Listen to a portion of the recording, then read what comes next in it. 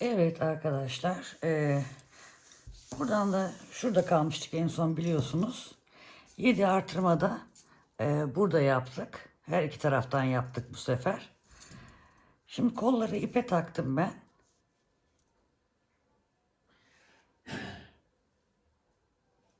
İlmeğimiz kaçmasın. Evet. Kolları ipe taktım. Evet. Kolları ayırdık demiştim. Kapı çaldı, kusura bakmayın. Şimdi önde ve arkada 80 tane ilmeğim oldu.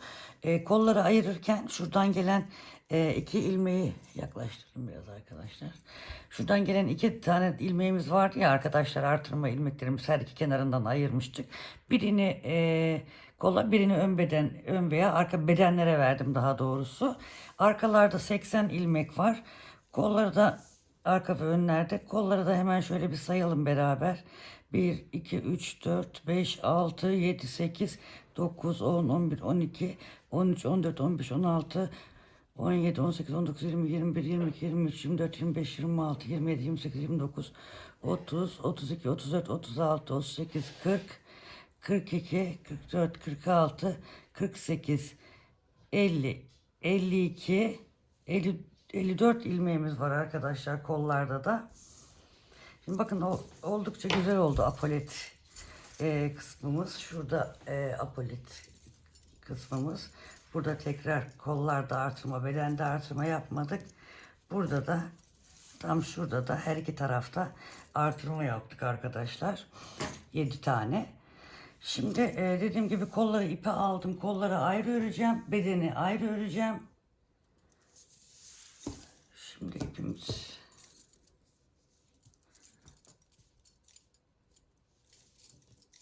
burada. Ben şu ipi şişime geçireyim size göstermek için.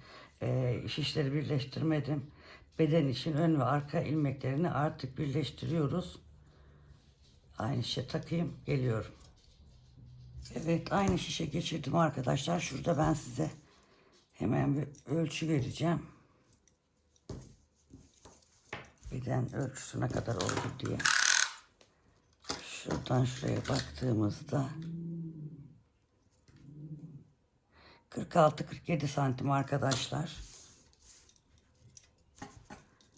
Şu apoletten sonraki kısmı hemen ölçelim. 21 santim. Apoletlik kısmında 7 santimdi, zaten söylemiştim. Şimdi buradayız. İpimiz burada. Artık bedeni birleştirerek dönerek öreceğiz. Ondan önce ben buraya 4 ilmek ilave etmek istiyorum. Şöyle bir, şöyle 2,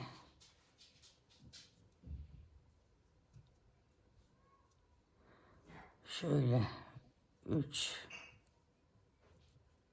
şöyle 4 tane ilave ettim ve direkt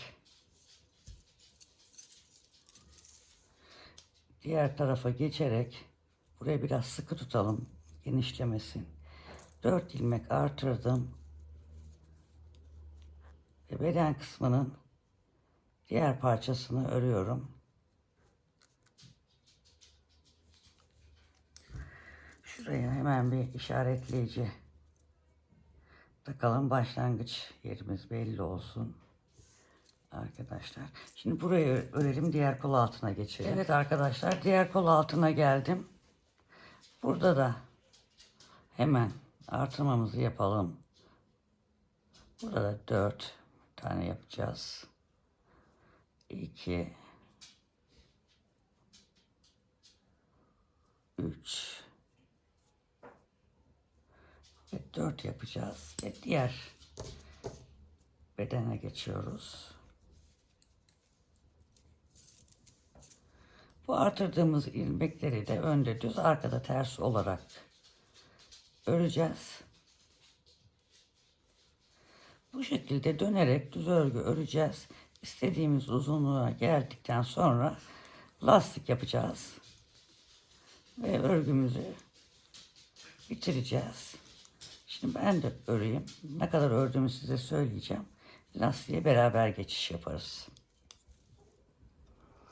Evet arkadaşlar, bedeni taktıktan sonra ördüm. Şöyle ilk önce şöyle enini vereyim arkadaşlar. 53 santim.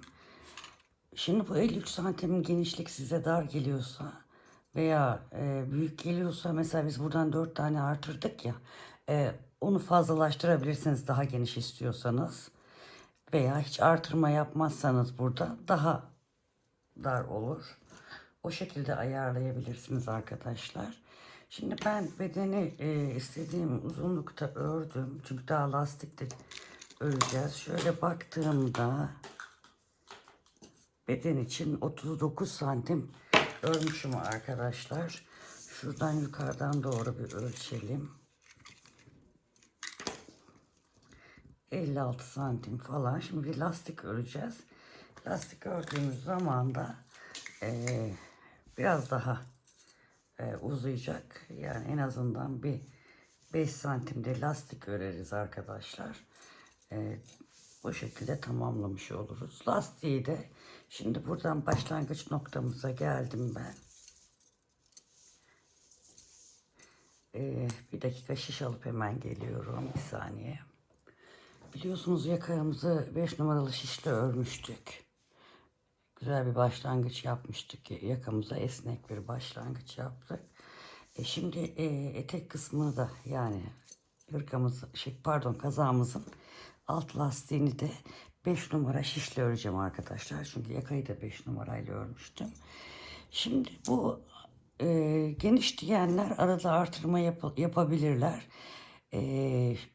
Ben baktığımızda ilmekleri saymadım ama şöyle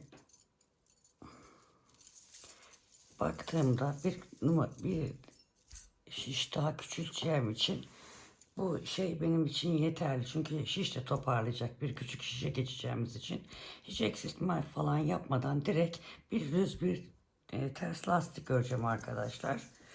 Bir düz bir ters lastiği de hemen gösterelim. Gerçi bu kadar kaza öğrenler onu da yapar ama şöyle hemen şuraya bir işaretleyici koyalım.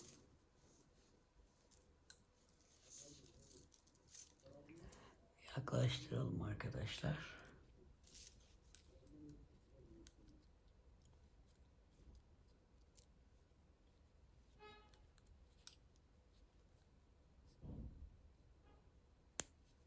Evet.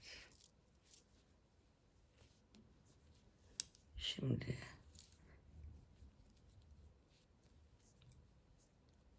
şöyle bir tersle başlayalım. Pardon, şişimizi değiştirmedik.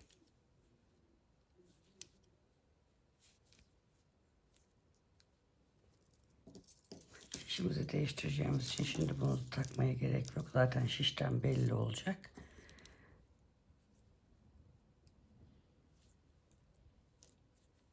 Bir ters,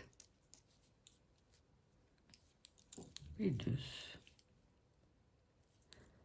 bir ters, bir düz şeklinde ilmeklerimizi bu şekilde öreceğiz arkadaşlar. Lastiğimizi bu şekilde bir ters bir düz olarak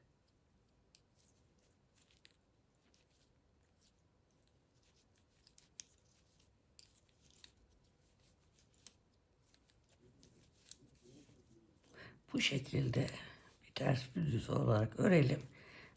Yaklaşık 5 santim civarında ördükten sonra düzü düz ters ters olarak örerek keselim. Onu gösterdim daha önceki videolarımda zaten. Bu şekilde kazağımızın beden kısmını bir tamamlayalım. Evet arkadaşlar, lastiğimizi yaptık. Beden için kesimimizi de yaptık. Ben kolun bir tanesini ördüm arkadaşlar. Pardon. Kolun bir tanesini ördüm. Şimdi diğerini birlikte başlamasını göstereceğim size. Önce şunu söyleyeyim. Kolu ördükten sonra bir iki defa şöyle yaklaşık 10 santim arayla iki yerden ilmek kestim. Bakın şöyle. şurada, bir şurada, bir şurada 2 ilmek arayla tam kol altından. Şimdi başlangıç yerinde göstereceğim. Şimdi 4 ilmek atacağız ya buraya. O 4 ilmeğin her iki kenarından şöyle biraz yakınlaştırayım burayı. Bir buradan bir buradan bir ilmek kestim. Burada da yine bir buradan bir buradan tam kol altından gidecek yerden yaklaşık 10 santim arayla iki kere kesim yaptım. Yani toplamda 4 tane ilmek eksiltmiş oldum. Kolumuzda bu şekilde oldu. Daha dar isteyenler 5 santim arayla da, bakın ben 2 tane zaten, bakın burada belli oluyor, 2 tane kesim yaptım. Daha fazla isteyenler, daha dar gelsin isteyenler bir kez daha yapabilir arkadaşlar. Kol uzunluğunun ölçüsünde mezuram düştü aşağıya, sesini duymuşsunuzdur. Onu da bu kol kazak bittikten sonra size tekrar ölçümünü veririm. Dediğim gibi herkesin kendi kol uzunluğuna göre örecek ama ben gene de ölçüleri vereceğim kazağımız tamamen bittiğinde. Şimdi buraya 4 tane ilmek atmıştık biliyorsunuz beden kısmına. Şimdi burada şuradan tam 1 ve ikinciden, yani bakın şurada 1, 2, 3, 4 tane ilmeğimiz var. 1, 2, üçüncüye batıyoruz bu tarafa doğru öreceğimiz için. Şöyle ipimi düzelteyim arkadaşlar. Buraya hemen şöyle bir düğüm atalım.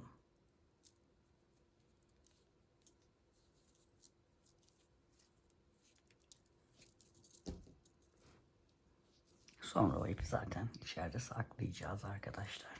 Şimdi tam ortasındayız. Bu battığımız yere şimdi zor olur, ilkine hemen şuradan tığ yardımıyla bir ilmek çıkartıyorum. Bu bir oluyor. Bu da artırdığım ikinci ilmeğim oluyor arkadaşlar. Hani burada 4 tane artırmıştık ya. 2 tane de burada artıracağız. Fakat şurada bir boşluk oluşmasını istemediğim için şu işaretleyicimi şuradan şimdi alacağım. Şuraya hemen bir tane daha, şu uygun yere bir tane daha ilmek çıkartacağım arkadaşlar. Bir sonraki sırada onu keseceğim. Delik oluşmaması için bunu yaptım.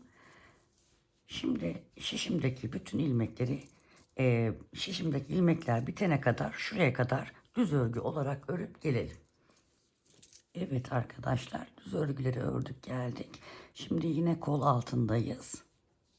Kol altında burada yarım yerden ilmek almıştık. Şimdi buradan alacağız. Dediğim gibi şuradan bir fazladan bir ilmek alalım yine. Delik oluşmaması için. Ve şuradaki 2 ilmeğe arkadaşlar, yani bakın burada aslında 4 tane attığımız ilmeği, beden için attığımız ilmeği burada kol içinde atmış olduk. Şimdi burası artık bizim örgümüzün tam ortası. O dediğim koldaki 2 eksiltmeleri bu şu anda, bakın buradaki tam ortadaki 2 ilmeğin kenarlarından yapacağız. Şimdi burada 4 tane ilmek oluyor ya. Şimdi arkadaşlar bir tane ördüm. Bu ikinci ilmeğin, bu da fazladan ortada delik oluşmasın diye aldığımız ilmek var ya. Onun ikisini bir olarak alıp düz örgü olarak öreceğiz. Yani o fazladan attığımız ilmeği bu şekilde eksiltmiş oluyoruz. Şimdi sırayı dönelim. Bitiş yerinde de aynı işlemi yapacağız. Onu da göstereceğim. Bu şekilde düz örgü olalım. Örelim. Şuraya doğru gelelim. Evet. Son 3 ilmeğe geldik. Bu 2 ilmek bizim normal ilmeklerimiz. Bu da fazladan attığımız, kolda delik oluşmasın diye kol altında attığımız ilmek. Onu ve yanındaki ilmeği burada da ikisini bir alıyorum. Tek ilmeğe düşürüyorum. Ve son ilmeğimi de örerek sıra başına gelmiş oluyorum. Ve böyle dönerek öreceğiz arkadaşlar. Kol boyunca. İstediğimiz uzunluğa geldiği zaman da lastik öreceğiz ve keseceğiz. Şimdi şurayı göstereyim. Bakın şu işaretleyiciyi koyduğum yer var ya, onun sağındaki ve solundaki ilmeklerin hemen yanındaki 2 ilmeği keseceğiz arkadaşlar burada. Yani tam kol altının ortasından kesmiş olacağız. Ben zaten kestiğim yerlere işaretleyici koydum. Şimdi ben mezuramı aldım. Siz de belirli aralıklarla kesersiniz arkadaşlar. Şimdi uzunluğuna bakalım şuradan. Kol altından ben ne kadar örmüşüm. 36 santim düz örgü örmüşüm. Yaklaşık 5 santimde